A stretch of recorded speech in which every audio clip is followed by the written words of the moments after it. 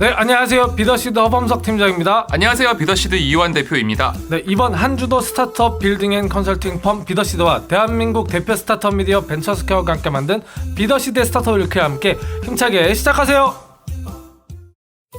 네, 그럼 먼저 투자일치 소식 빠르게 가보겠습니다. 패션 테크 기업 주식회사 브랜디가 주식회사 네이버로부터 100억 원 규모의 단독 투자를 유치했다고 밝혔습니다. 소식 전해주세요. 네, 이번 투자는 양사가 지난 5월부터 네이버 스마트 스토어 판매자를 대상으로 진행한 동대문 풀필먼트 서비스가 출고율, 배송기간 등의 성과를 내어 참여업체의 90% 이상이 서비스 연장 의사를 밝힘에 따라 향후 협업 가능성이 높다고 판단되어 성사되었습니다. 브랜디는 이번 투자 유치를 계기로 네이버와 함께 동대문 패션 클러스터의 활성화에 기여하기 위해 도 소매상의 온라인 판로 개척과 풀필먼트, IT 인프라 제공 등의 사업을 진행할 계획입니다. 네이버는 브랜디와 함께 동대문 시장을 활성화하고 동대문 패션이 K패션의 선두주자로 자리매김할 수 있도록 지원할 계획을 밝히기도 했습니다. 네, 패션 테크 기업 중에서 가장 잘 나간다고 하는 브랜드의 성장이 정말 무섭네요. 투자 유치 축하드리면서 앞으로도 쭉쭉 올라가길 응원하겠습니다. 다음으로 3D 디자인 마켓 에이콘 3D의 운영사인 카펜스트리트가 15억 원 규모의 프리시리즈 A 단계 투자를 유치했다고 합니다. 소식 전해주세요. 네, 에이콘 3D는 카페 인테리어, 건축물 외관 등 다양한 산업의 3D 디자인 모델들을 웹툰, 코믹스, 일러스트, 3D 게임, 애니메이션, 방송 등 다양한 분야의 창작에 활용할 수 있도록 하며 콘텐츠 창작자들이 쉽고 완성도 있게 창작 활동을 할 수 있도록 돕고 있습니다. 기존 등록된 작품 외에도 창작자가 원하는 3D 디자인을 직접 의뢰하고 받을 수도 있는데요. 한편 카펜스트리트는 2019년 네이버 계열 VC인 스프링캠프로부터 2.7억 원을 투자받았으며 2020년 6월 팁스에도 선정된 바가 있습니다. 네, 요즘 3D 디자인에 대한 수요가 정말 많아지고 있는데요. 카펜스트리트 같은 기업의 역할이 더 늘어날 것 같습니다. 투자 유치 축하드립니다. 다음으로 위치 기술 및 데이터 기업인 로플렛이 LG CNS로부터 투자를 유치했다고 밝혔습니다. 이번 후속 투자로 로플렛은 누적 90억 원 규모의 투자금을 유치하게 되었는데요. 소식 전해주세요. 네, 로플렛은 와이파이 핑거프린트 기술을 상용화하여 매장 단위의 위치인식 기술을 개발하고 전국 70만 곳의 위치 인프라를 구축하고 있습니다. 이 외에도 WPS, 즉 와이파이 포지셔닝 시스템, 그리고 제오펜싱 기술, 그리고 IP 기반 위치 시스템을 전국 단위로 구축하여 위치 기반 마케팅 솔루션인 로플렛 X, 오프라인 행태 분석 서비스인 로플렛 I 서비스를 기업들에게 제공하고 있는데요. 로플렛은 지속적인 위치 기술 고도화를 통해 쌓아온 데이터 역량을 다양한 곳에서 활용할 수 있도록 서비스 오퍼링 확장에 집중할 예정이며 LG CNS와 함께 새로운 사업 기회를 발굴할 계획이라고 밝혔습니다. 네, LG CNS로부터 받은 이번 SI 투자는 정말 의미 있는 것 같은데요. 투자 유치 축하드리면서 앞으로도 쭉쭉 성장하길 바라겠습니다. 네, 다음 코너는 한 주간의 스타트업 뉴스를 통해 시장 트렌드에 대해 간단하게 알아보는 마켓 위클리입니다. 앱스플라이어에 따르면 코로나로 인해 오프라인에서 온라인으로의 쇼핑 형태 전환이 본격화되면서 국내 소비자들이 쇼핑 앱에 40% 더 많이 접속한 것으로 나타났습니다.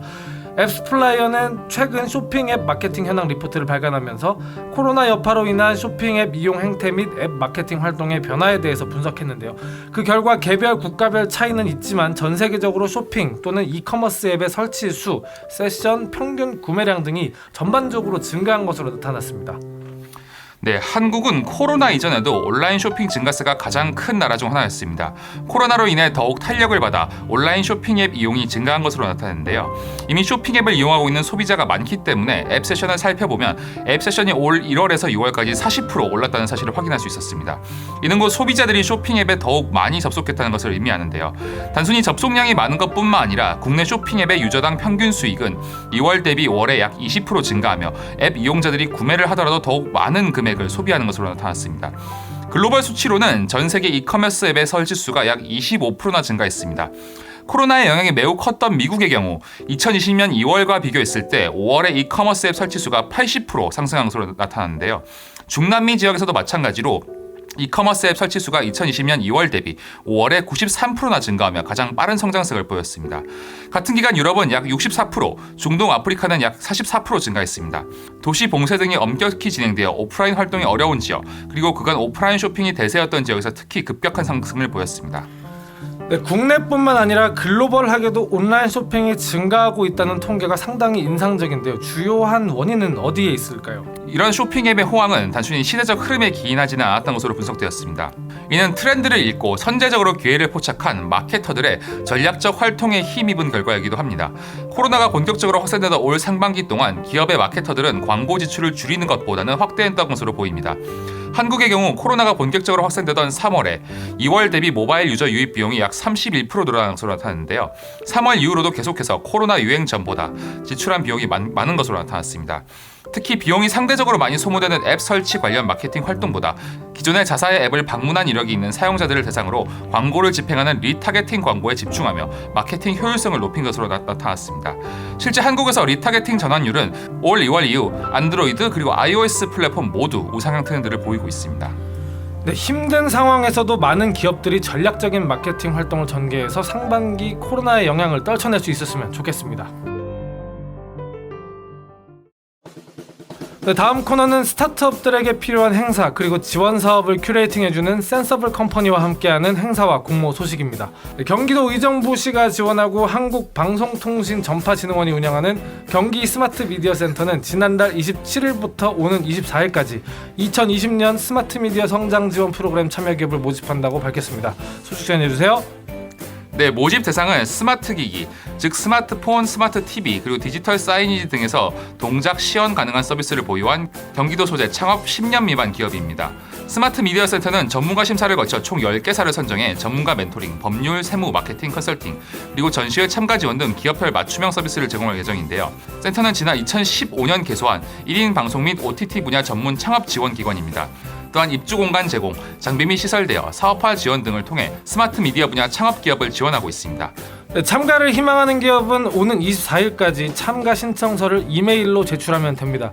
공모전과 관련한 자세한 내용은 경기 스마트 미디어 센터 홈페이지를 통해 확인할 수 있습니다. 다음으로 한국보건산업진흥원이 오는 11월 개관할 서울 바이오 산학협력센터 입주기업 17개사를 오는 10월 18일까지 모집한다고 밝혔습니다. 소식 전해주세요. 네, 모집 대상은 의약, 의료기기, 디지털 헬스 등 바이오 의료 분야의 10년 미만의 창업기업 및 기업 부설 연구소로 경희대학교, 경희의료원과의 협력이 가능해야 합니다. 선정평가는 기술성, 입주 적정성, 사업성, 경영 능력 등을 종합적으로 심사하며 서울시 바이오 글로벌 협력사업 선정기업, 팁스, 포스트디스 선정기업, 투자 단기 시리즈 B 이상의 투자 유치를 완료한 기업 등에게는 가산점이 부여됩니다. 최종 선발된 입주기업에게는 사무공간 임대료를 무상으로 지원하는 파격적인 혜택이 제공되는데요. 입주기간은 기본 2년이지만 연장을 희망하는 기업의 경우 연단위 평가를 통해 추가 2년, 최대 4년의 입주 기회를 제공합니다. 네, 모집 기간은 오는 10월 18일까지이며 신청 방법은 서울 바이오 허브 홈페이지에서 신청서 및 사업계획서를 다운받아 작성한 후 온라인으로 접수하면 됩니다. 네, 여기까지 저희 비더시드가 준비한 한 주간의 스타트업 주요 뉴스였습니다. 계속해서 저희 위클리를 들어주시는 분들 너무 감사합니다. 뉴스와 관련된 보다 더 자세한 소식은 벤처스퀘어 홈페이지를 확인해 주시면 됩니다. 문의나 제의 등 저희와 함께 할 수 있는 게 있다면 언제든 편하게 이메일을 보내주세요. 그럼 다음 주에 새로운 소식들로 인사드리겠습니다. 비더시드의 스타트업 위클리는 대한민국 대표 스타트업 미디어 벤처스퀘어와 스타트업을 위한 정보 큐레이터 센서블 컴퍼니와 함께합니다. 감사합니다.